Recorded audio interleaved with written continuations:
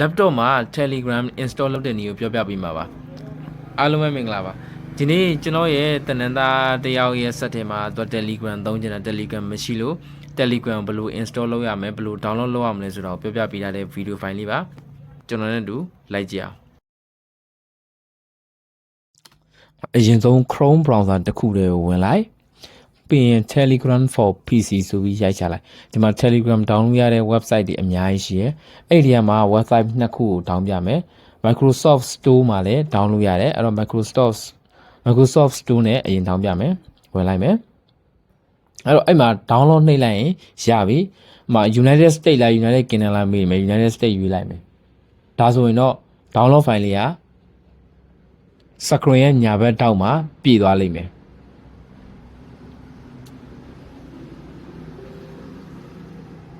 ဒါဆိုရင်နောက်ထပ်တနည်းနဲ့ထပ်ပြီးတောင်းပြမယ်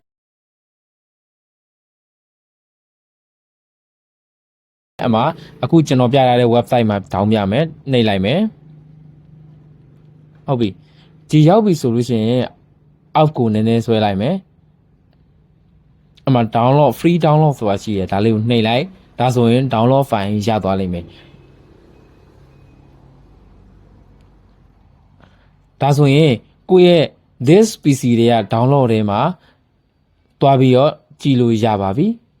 ဗီဒီယိုကမိတ်ဆွေတွေအကျိုးတစ်ခုရှိခဲ့တယ်ဆိုလို့ရှိရင် like and follow လုပ်ပြီးတော့ comment မှာတစ်ခုခုရေးသွားလို့ရပါတယ်အားလုံးပဲနောက်ထပ်ဗီဒီယိုမှာပြန်ဆုံပါမယ်